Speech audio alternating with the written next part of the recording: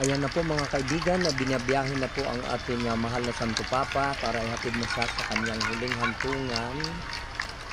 Ang daming mga tao na nasa mga paligid mga kaibigan na talaga nagpapalakpakan sila sa pagdaan ng Santo Papa ang kanyang kabaong. At talagang napakasimple mga kaibigan. So andito na po tayo sa area ng mga ruins dito sa Roma. Ang ganda po mga kaibigan. Parang na rin tayo nagtutor nito. Ang ganda. Napakaganda. Rest in peace, Papa Francis. Ayan po mga kaibigan, napakarami po ng mga tao, kaliwat kanan, talaga naman po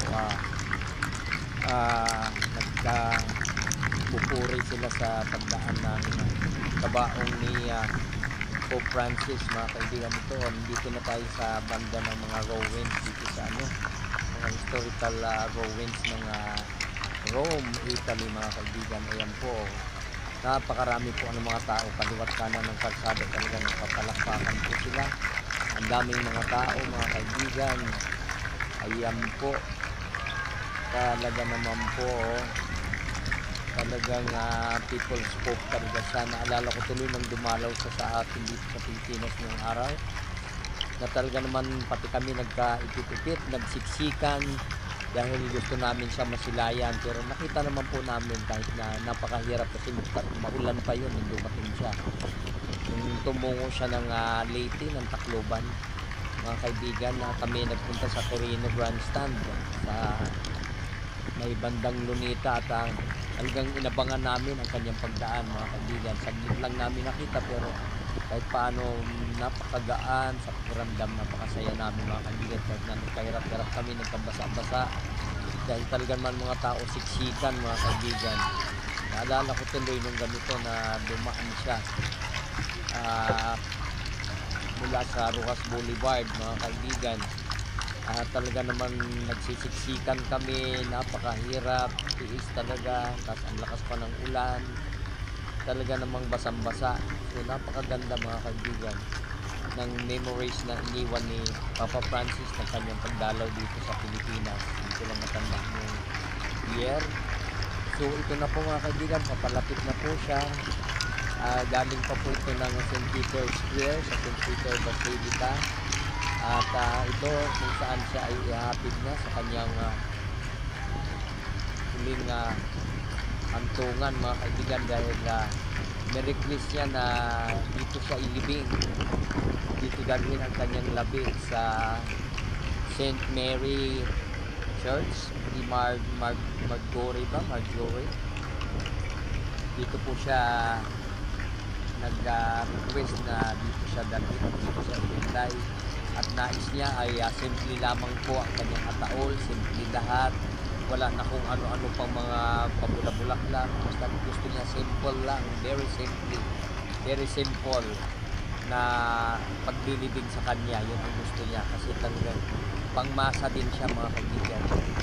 Pangmasa siya na Santo Papa dahil maraming nagmamahal sa kanya. Maraming nalalapit ang mga puso sa kanya dahil na siya ay Santo Papa ng buong mundo mga kaibigan, si Pope Francis, na siya po ay galing Argentina, hindi ang magkakamali. So ayan po mga kaibigan, napakarami po ng mga tao na talaga namang mga nag-aabang. Ayan po, dumaan na, ayan o, lumiko na po siya, papalapit na po dito sa St. Mary's Church o Cathedral, na kung saan dyan sa ihiwinlay sigon sa kanyang request na dyan sa ihiwinlay ang kanyang labi. First time po ito na ang labi ng Santo Papa ay inilabas ng St. Peter Basilica, kasi kadalasan sa loob sila ng St. Peter Basilica ay nililibing. Pero ito si St. Francis kakaiba kasi masyado siyang malapit kay St. Mary di Marjorie. Lagi siya dito nagdadasal nung siya nabubuhay pa, kaya dito niya na-request na dito siya ilibing, dito siya ihimlay. So ayan po mga kaibigan, napakaganda ng lugar. Kanina ang ganda ng Roma, para na rin tayo nagpunta dito sa Roma dahil kitang-kita ang lahat, ang ganda. Para tayo nagtutor mga kaibigan, kitang-kita natin dahil kanina pa ito na pagbiyahe mula sa St. Peter Basilica Malayo-layo din pala. Ang sabi 30 minutes na pero mukhang lagpas na sa 30 minutes. Medyo may kalayuan din pala ito ng simbahan kung saan siya ililibing mga kaibigan. So ayan po mga kaibigan.